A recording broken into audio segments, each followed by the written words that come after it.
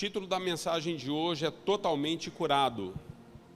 Totalmente curado. Se você é dado as anotações, antes de entrarmos propriamente dito na palavra, eu quero falar um pouquinho com você, algumas coisas que eu tenho refletido nesses dias. Existem momentos na nossa vida que nós precisamos definir, tomar decisão de que nível nós desejamos andar com Deus. Quando você olha para as pessoas ao longo da caminhada cristã, você vai lidar com pessoas que elas estão sempre assim na periferia daquilo que Deus está fazendo. Já outras pessoas você vai ver que elas são tão comprometidas com aquilo que Deus confiou nas mãos delas, que elas são completamente fora da curva, fora da caixa. Pessoas que têm mais a cabeça nos céus e o pé na terra do que qualquer outra coisa. Pessoas que vivem numa dimensão, numa atmosfera com Deus completamente diferente. Isso se dá ao nível que essa pessoa decidiu caminhar com Jesus. Eu estive essa semana meditando um pouquinho, dentre as leituras que a gente vai fazendo na semana. Ezequiel capítulo 47 nos fala do rio de Deus. Ezequiel tem uma visão. Então saía lá, do trono de Deus, iniciava algumas águas e depois essas águas se transformavam num rio. E diante dessa visão, amados, Deus dá algumas instruções para Ezequiel. Ezequiel está vendo essas águas fluindo, um rio se formando. E a Bíblia diz que na visão, Ezequiel então tem uma instrução de que a cada 1000 côvados, que é aproximadamente a cada 450 metros, as águas se tornavam mais profundas. E Ezequiel então estava com as águas no tornozelo, ele anda 1000 côvados, ela vem para o joelho, ele anda mais 1000 côvados, ela vem para os lombos. E ele anda mais 1000 côvados e aí as águas já não era mais possível andar com os pés no chão, ele precisava se lançar. Eu fico pensando sobre isso, amados, porque na visão que Deus dá a Ezequiel, Deus mostra o rio, mas Deus diz para Ezequiel: Ezequiel, você precisa se mover. Ele falou: você precisa andar e ir a águas mais profundas. Deus, ele fala muito conosco a respeito disso. Ao longo dos anos, com certeza você tem recebido muitas palavras de Deus, muitas direções de Deus.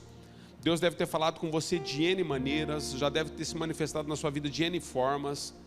Mas quando Deus dá uma visão para você, Deus está dizendo: olha, as águas vão se tornar mais profundas, você precisa se movimentar. Existem algumas pessoas, amados, que eles vieram de uma vida tão errante, tão desgraçada, tão desfavorável, que só o fato deles estarem na família de Deus, que não é pouca coisa, mas só o fato de estarem na família de Deus, eles se contentam com as águas no tornozelo. Só que existem algumas pessoas que eles acreditam em medidas diferentes na presença de Deus. Então, quando Deus vai colocando as pessoas, estabelecendo elas no centro da sua vontade, as pessoas entendem que eles precisam ir a águas mais profundas. Mas nós temos um outro grupo de pessoas que, mesmo andando em direção às águas mais profundas, elas limitam aquilo que Deus está se movendo e fazendo na vida delas. Porque quando as águas chegam nos ombros, ao ponto deles terem que se lançar em confiança, e eles ficam muito inseguros, então eles conseguem ir só até essa medida. Mas existem pessoas, amados, que eles entendem o nível de autoridade que Deus está colocando nas mãos deles em relação ao momento em que nós estamos vivendo. E essas pessoas decidem confiar totalmente em Deus. Então, na visão de Ezequiel 47, você vai ver que existe um grupo de pessoas que eles se lançam. As águas não eram mais possíveis serem controladas por aquilo que eu posso humanamente. Então eu preciso confiar, fechar os olhos e me entregar. Eu tenho pensado muito na igreja nesses dias. Quando Deus salvou a sua vida, quando Deus me salvou, Deus nos coloca num rio, queridos. Todos nós estamos nos mesmos pontos em relação à salvação. Deus não faz acepção de pessoa. Todos nós nos encontramos agora no mesmo rio, mas nós não nos encontramos no mesmo lugar, embora estamos no mesmo rio. Existem pessoas dentro da casa de Deus que eles preferem seguir no raso. Mas existem pessoas que, para que você possa avistá-las, você vai ter que fixar os olhos longe para que você possa ver essas pessoas. Pessoas que se entregaram na medida daquilo que Deus está provendo. Eu iniciei essas reflexões, eu estava 2 semanas atrás eu estive na casa do meu filho. Meu filho mora num apartamento, 15º andar. E eu não gosto muito de altura, né? Mas eu dei uma olhadinha assim, com a Giovana segurando a minha camisa assim. Dei uma olhadinha. E aí o Espírito Santo começou a ministrar algumas coisas em mim em relação a níveis, amados. Porque existem pessoas que amam apartamento, né? E eu gosto de casa no chão. Pé no chão, estou no terra. Né? Se um dia vier um terremoto para cá, eu já estou mais seguro. O que acontece? Quando eu olho para isso, amados, eu comecei a perceber que todas as pessoas daquele prédio, elas moram no mesmo lugar, no mesmo endereço. Mas elas estão em níveis diferentes. O prédio está no mesmo lugar, mas existem pessoas do 1º, 2º, 3º, 10º andar. São níveis diferentes. Quando você vai para um prédio, você vai receber as suas correspondências com o mesmo endereço, mas as caixas de correspondência são para apartamentos diferentes. O que Deus espera de nós como igreja nos dias em que nós estamos vivendo? Você vai receber na sua caixa de correspondência aquilo que você busca, aquilo que você tem desejo. Você vai receber alguma coisa de quem você se corresponde. Com quem você tem se correspondido na sua vida cristã? Para que na sua caixa de correspondência, embora você esteja no mesmo lugar que todos, o nível de relacionamento que você tem desempenhado e desenvolvido é diferente. Você quer receber coisas de Deus nas suas caixas de correspondência? Você precisa entender o nível que Deus está colocando você. Você precisa se posicionar nisso. Nós estamos no finalzinho do ano, amados. E nós que estamos envolvidos com o ministério, a gente percebe começo, meio e fim, né? Então nós percebemos como muitos de nós iniciamos o ano. E nós que estamos caminhando com muitos de vocês, percebemos como vocês estão terminando o ano. Eu vejo pessoas que saíram daqui no comecinho de janeiro e estão aqui. Mas eu também vejo o inverso. Pessoas que começaram o ano, sabe assim, olha, na segunda-feira eu começo o meu regime. Sabe aquilo? Vira dia 1º de janeiro, você fala assim, não, virou o ano agora, eu vou ser disciplinado com a leitura. Então, dia 1º de janeiro, explode tudo para todos, está todo mundo cheio de metas, sonhos, alvos. Mas aí vai chegando março, abril, junho, julho. Aí você já vê pessoas assim, né, só com o canudinho, assim, respirando pelo canudinho para não morrer afogado. Nós precisamos decidir, amados. Eu li uma frase essa semana muito assim, uma frase muito sábia. Sonhos sem metas são apenas sonhos. Onde você deseja estar? Nós estamos terminando o ano. E eu conversei com pessoas, né, que no começo do ano escreveram muitas coisas. Deus quer trazer você de volta. Amém? O que você deseja na sua caixa de correspondência? Em que nível você deseja andar? Eu quero falar de uma pessoa que foi curada por Jesus, então por isso que eu estou falando, né, o título da mensagem é Totalmente Curado. Quero falar de um cego, Marcos capítulo 8, verso 22. Quero falar de um cego e como Jesus de fato esteve intervindo na vida desse homem. E o que a conexão da palavra de Deus pode trazer à sua realidade hoje, o que Jesus fez com esse homem há 2000 anos atrás. O que Deus de fato pode trazer na minha vida, se eu de fato compreender que uma cura, ela pode ser parcial, ou se eu compreender que uma cura, ela pode ser completa. Às vezes nós somos curados por Deus, mas nós vivemos uma cura parcial, não vivemos uma cura completa. Marcos capítulo 8, verso 22, está no telão, mas se você é dado das anotações, fique à vontade. Vamos lá? Diz assim, olha. Então chegaram a Betsaida e lhe trouxeram um cego, rogando-lhe que o tocasse. Jesus, tomando o cego pela mão, levou-o para fora da aldeia e, aplicando-lhe saliva aos olhos e impondo-lhe as mãos, perguntou-lhe, vês alguma coisa? Este, recobrando a vista, respondeu, vejo os homens, porque como árvores os vejo andando. Então novamente lhe pôs as mãos nos olhos E ele, passando a ver claramente, ficou restabelecido e tudo distinguia de modo perfeito. E mandou Jesus embora para casa, recomendando-lhe: não entres na aldeia. Te louvamos, Pai, é a tua palavra, e nós vamos falar de níveis que o Senhor toca as nossas vidas e como precisamos nos posicionar em relação a isso. Quero clamar pela minha própria vida, pela vida dos meus irmãos. Nós submetemos esse culto ao Senhor. Que o Senhor possa nos ajudar, Senhor, em graça, em discernimento, em revelação, em libertação e cura nesta manhã. Toca as nossas vidas de maneira profunda, Senhor, para que os nossos olhos sejam abertos, de maneira que nós possamos enxergar nitidamente.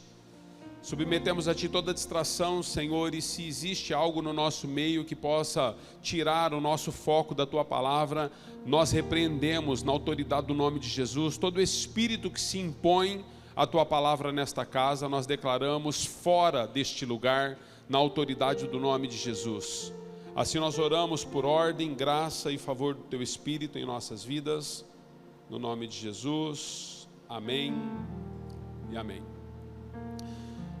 Queridos, existe um governo que é estabelecido em nossas vidas por conta da nossa história. Todos nós temos uma história. Eu não sei quantos anos você tem, mas desde a sua infância, adolescência, juventude, você carrega uma história.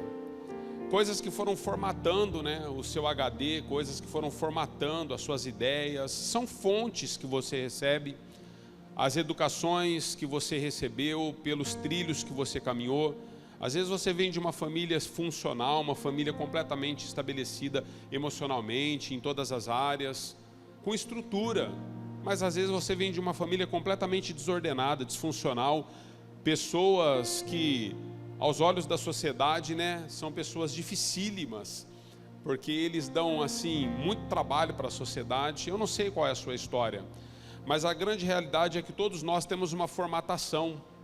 E quando nós temos uma formatação, amados, ao encontrarmos a graça, quando Jesus nos alcança, essa formatação precisa passar pelo crivo da palavra de Deus. E a primeira coisa que Deus faz, antes mesmo até de trazer você, Ele abre os seus olhos, por isso você vem. A Bíblia diz que existe um convencimento do Espírito Santo sobre pecado, justiça e juízo na vida de todas as pessoas.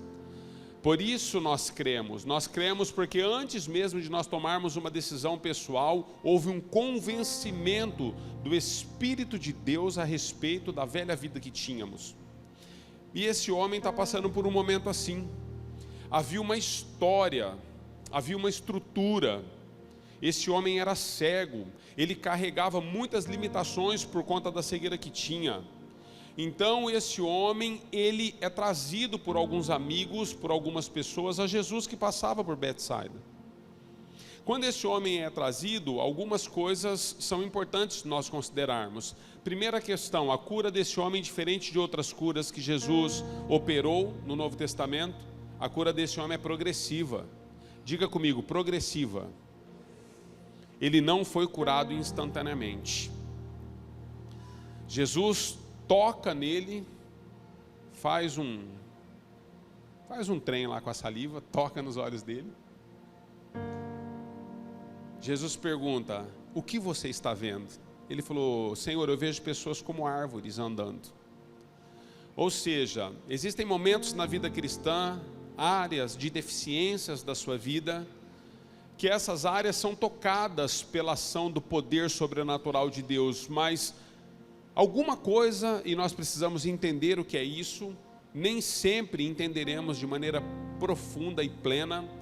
Por isso muitas vezes nós trabalhamos de maneira genérica com algumas coisas, né?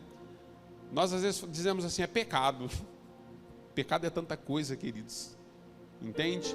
Mas existem alguns momentos e algumas áreas da sua vida que, quando tocados, nós não somos libertos plenamente disso. Não significa que Jesus não tocou você. Significa que a Bíblia nos ensina que nós somos um ser trino. E esse ser trino, ele é composto de um espírito, uma alma e um corpo. E todas as sedes das emoções está na alma. Tudo aquilo que a nossa alma, tudo aquilo que as nossas características de ensino, de doutrina, de fundamentos carrega, às vezes impede uma cura em uma área da sua vida de ser plena. Volta e meia você volta aos mesmos costumes antigos. Por quê, pastor? Porque a Bíblia diz que todos nós somos seres caídos. E nas nossas limitações nós precisamos de uma intervenção de quem é santo. Nós precisamos de um estender a mão daquele que pode. Por mais que você tente, por mais que você busque, existem momentos e circunstâncias na sua vida que você vai chegar no limite. A coisa mais linda a respeito do Evangelho e da intervenção de Jesus na vida de um ser humano é esse momento.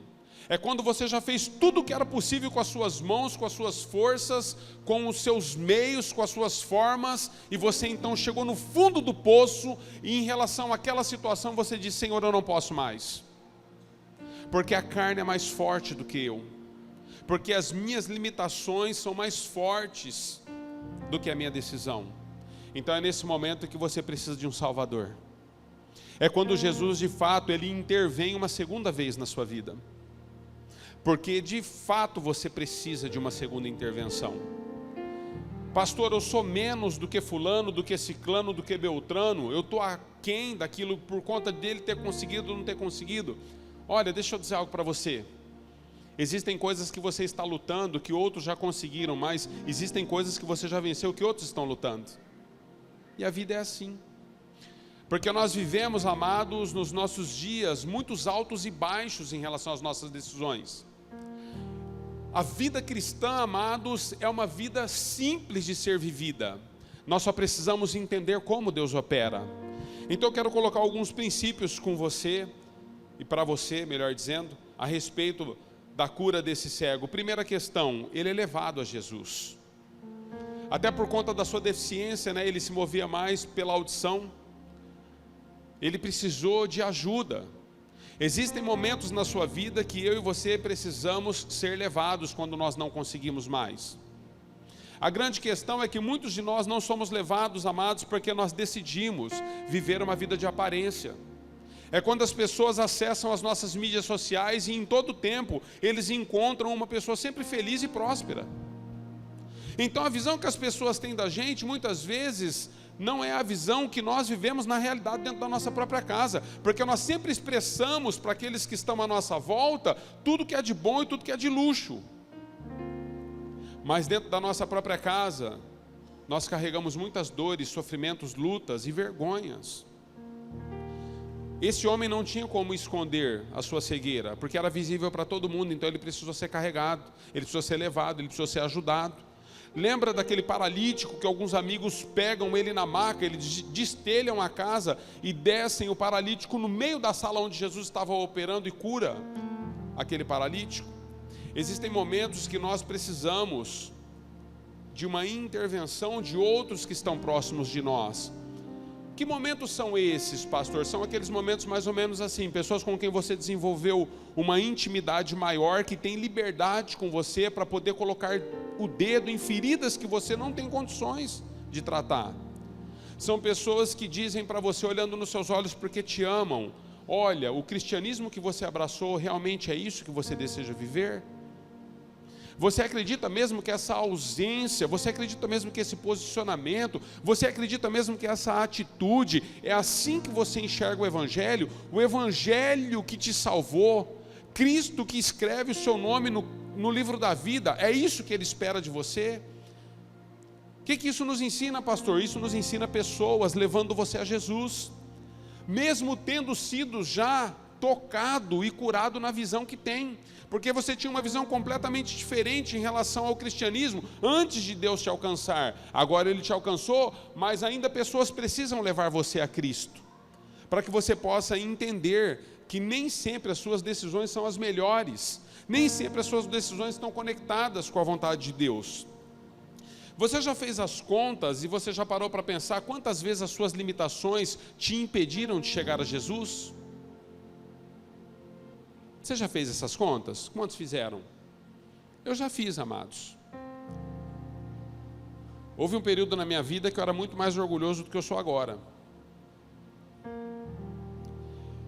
E eu sei, amados, eu já fiz muitas contas de como esse orgulho me impediu de estar na presença de Deus e no centro da vontade dEle.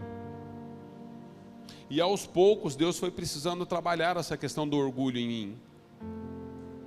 Houve um momento na minha vida que eu era muito mais autossuficiente do que eu sou agora. E eu precisei então me dobrar a Deus, e eu tive que dizer para Deus: Deus, embora eu tenha muitos dons, talentos, embora eu tenha muitas formas e meios, eu entendo que uma coisa é eu conduzir questões estruturais e seculares, outra coisa é conduzir o seu povo. Amados, eu não posso aplicar na sua vida as mesmas maneiras, meios e formas que eu aplico na minha questão secular de trabalho. Por exemplo, eu trabalho com serralheria, eu trabalho com construção. Quando um ferro está me dando trabalho, queridos, eu levo ele na forja, ponho fogo nele, chego a marreta. Você já pensou se todas as vezes que você chegar em mim, eu chegar a marreta em você? Chega uma hora que você não aguenta, irmão. Isso é se aguentar a primeira. Então eu tive que aprender e tenho aprendido todos os dias que a maneira como Deus quer conduzir as nossas vidas, nós vamos precisar dos recursos do céu. E esse homem precisou entender isso. Sabe qual que é a nossa deficiência? Nós temos medo de nos aproximar de Jesus quando nós somos cegos, ou temos alguma outra deficiência, alguma outra limitação, e de sermos expostos em meio à multidão. Ei, deixa eu dizer algo para ti. Jesus jamais vai expor você. Jesus jamais vai te envergonhar. Ainda que homens, familiares, amigos façam isso com você, Jesus jamais fará isso. Aliás, quando você olha para a vida de Jesus e o seu ministério na terra, não houve uma pessoa que chegou em Jesus que foi exposta. Todos foram curados e libertos, porque esse é o nosso Deus. Quantos creem nisso? Pastor, eu estou com dificuldade nessa área, eu não consigo me abrir porque eu vou ser exposto.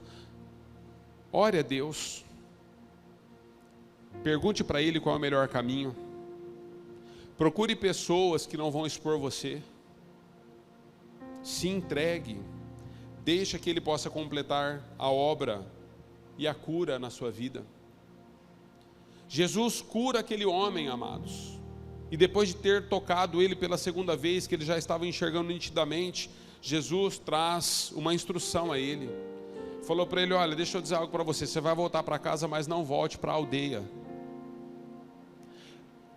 Amados, ele morava na aldeia. Como que você consegue voltar para um lugar sem passar pelo outro? Ele está dizendo: volte para a sua casa. Foi o último versículo que nós lemos. Mas não volte para a aldeia. Jesus está falando de uma condição de vida daquele homem, um sistema que o regia. Existem curas que aconteceram na sua vida, mas pelo fato de você ter voltado aos mesmos costumes antigos, elas impedem você de ver o que Deus está fazendo. Porque você deveria ter voltado para casa, mas não ter voltado para o mesmo sistema. O que Jesus está ensinando para aquele homem? Jesus está ensinando o seguinte: olha, não é possível você viver o novo seguindo fazendo aquilo que é velho. Eu vos libertei, Jesus está dizendo, para uma nova vida em mim. Não é possível você seguir com as mesmas condições, com as mesmas linhas de raciocínio, com a mesma incredulidade, com os mesmos posicionamentos. Você precisa voltar para casa, mas você precisa não voltar para a aldeia. Havia um costume, queridos, no ciclo diário daquele homem. Aquele homem se posicionava sempre em uma condição de miserável pedinte. Jesus está dizendo: eu curei você, estou te devolvendo a sua casa, a sua família. Não volte para lá como pedinte, não volte como mendigo. Se você voltar assim, nada mudou. Nós precisamos voltar à essência de tudo. Deus está levantando uma igreja que está sendo ataviada todos os dias. Não é possível Jesus entrar na vida de um ser humano e não transformá-lo de dentro para fora. Volte para casa, mas não volte para a aldeia.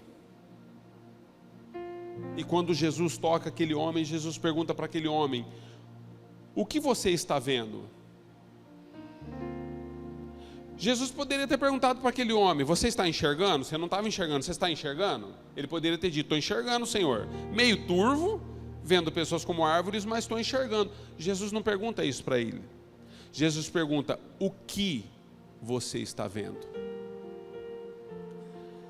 No início de tudo, Adão e Eva estavam no jardim do Éden, amados, e Deus descia todas as tardes para falar com Adão e Eva.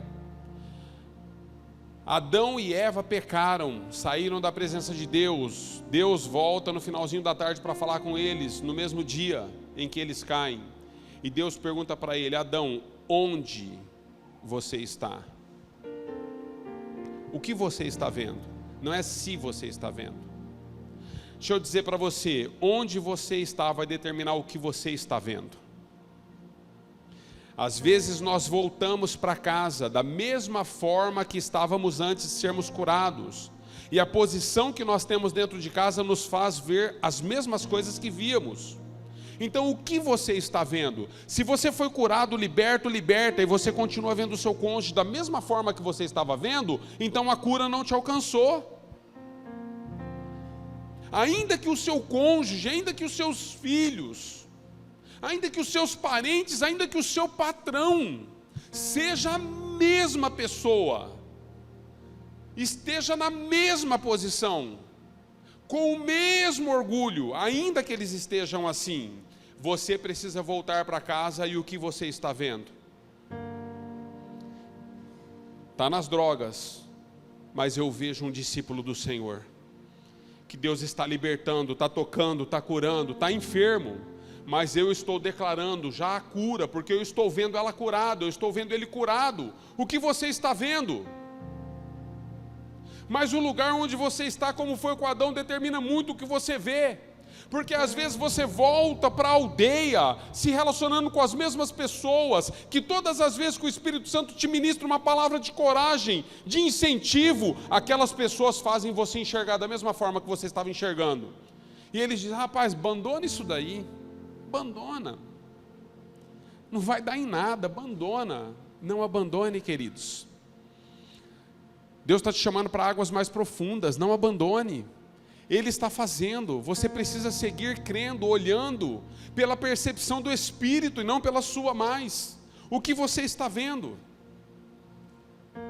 Ainda vejo pessoas como árvore, pastor. O que eu devo fazer? Permita que Ele continue te tocando. Haverá um momento na sua vida que Ele vai mudar a sua visão. Eu me lembro de uma vez, há muitos anos atrás, queridos, muitos anos atrás, eu ainda recém colocado no ministério para trabalhar, e eu fui trabalhando com pessoas, e eu passei uma fase assim, de pessoas dando muito trabalho, muito trabalho. Eu cheguei para o meu pastor na época e disse: pastor, não aguento mais esse povo. Eu me lembro da correção dele até hoje na minha vida. Ele disse assim: Anderson, nunca mais enquanto você viver, diga isso. Esse povo do qual você está usando esses termos e dizendo isso a respeito deles, é um povo a quem Jesus libertou e curou e salvou. Você está falando da família de Deus. Então quando você olhar para esse povo é o povo que Deus escolheu. Aquilo mudou minha visão. Então, ao longo dos anos, trabalhando e olhando para a igreja, amados, eu tenho procurado olhar para a igreja de uma maneira completamente diferente desse dia que eu fui repreendido. Eu sempre olho para você com olhos de fé. As pessoas às vezes falam assim: pastor, vai gastar a vela com defunto ruim? Não tem defunto em Jesus, porque a Bíblia diz que aquele que está morto em Cristo Jesus ainda viverá.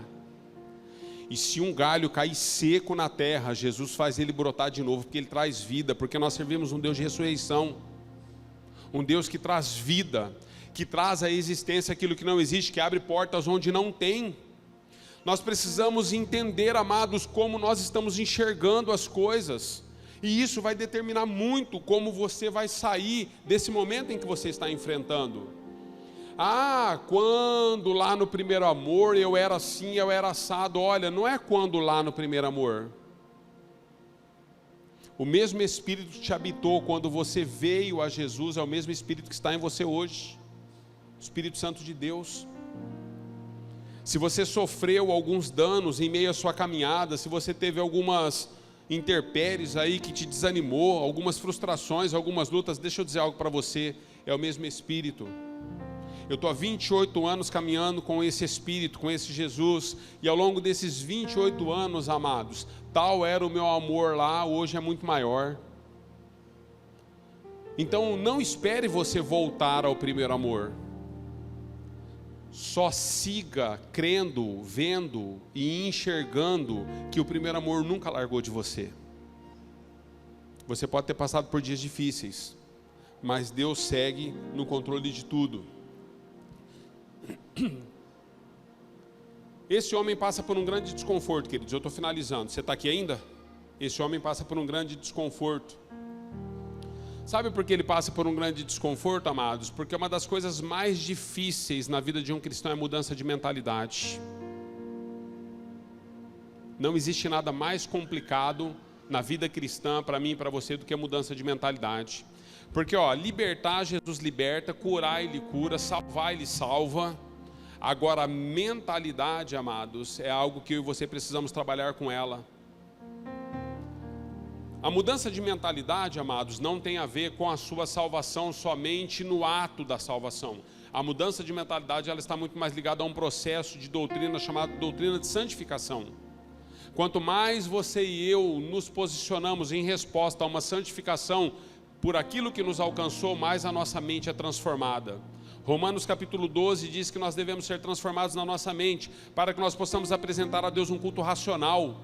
Você sabe o que é ser transformado na mente para apresentar a Deus um culto racional? É você entender que, embora existem muitas coisas das quais você sempre defendeu, quando elas passam pelo crivo da palavra de Deus, talvez você precise parar de defendê-las. É você entender que o crivo da palavra de Deus vai dizer para você que da mesma fonte não sai duas águas. Então você não pode estar num culto, erguendo as mãos para Deus, glorificando, exaltando a Deus, dando glória, falando aleluia, orando em língua, no repré-pré, e voltar para casa e xingar o seu filho, e xingar o seu cônjuge. Como pode da mesma fonte sair duas águas, diz a palavra? Ou nós somos nascidos de novo, queridos, ou nós fomos curados, ou os nossos olhos foram abertos, ou nós estamos enxergando nitidamente, ou nós não estamos. Não existe meio termo com Cristo, porque se houvesse meio termo, Ele teria deixado o cego na condição de enxergar pessoas como árvores. E teria dito para ele, cara, você já está enxergando, segue aí. Ah, mas está turvo, não vai assim mesmo, você não enxergava nada, pelo menos não vai trombar no poste mais. O maior desconforto que existe para nós como igreja, amados, é que agora nós já não podemos mais viver como nós vivíamos no pecado sem conhecermos a Cristo. É que agora nós estamos enxergando, mas o maior desconforto para nós é enxergarmos de maneira turva. É quando você enxerga parte da palavra, mas outras partes da palavra você negligencia. Você não deseja enxergar. Por que você não deseja? Porque vai te custar. Porque Deus vai exigir de você. Aquele que quiser ser o meu discípulo, negue-se a si mesmo, todos os dias. Tome a sua cruz e siga-me. Se você deseja ser discípulo, você precisa ter uma postura diferente. Então, pior do que não enxergar para muitos de nós é enxergarmos sem nitidez. É quando você não tem uma clareza da obra da redenção, do que Jesus fez em você. Você tem consciência do que Jesus fez em você? Quantos têm? Qual a sua resposta em relação ao que Ele fez? Porque se você tem consciência, você deveria responder a isso. Paulo teve consciência. E um dia, em meio a essa consciência, ele diz assim, olha, não vivo mais eu, mas Cristo vive em mim. E a vida que agora eu vivo, Paulo viveu para glorificar a Deus, queridos. você e eu somos levantados para glorificá-lo se nós entendemos aquilo que nos alcançou. A obra da redenção é muito mais profunda. A obra da redenção é muito mais profunda. Quando Jesus manda esse jovem, esse homem de volta para casa, Jesus dá uma instrução para ele da aldeia que falamos, mas eu quero que você entenda o seguinte: algumas pessoas, amados, desejaram seguir Jesus. Jesus os impediu de segui-lo naquele momento, para que eles pudessem voltar para casa. Voltar para casa, na percepção de Deus, é algo que nós precisamos compreender de maneira mais clara e mais objetiva, mais prática.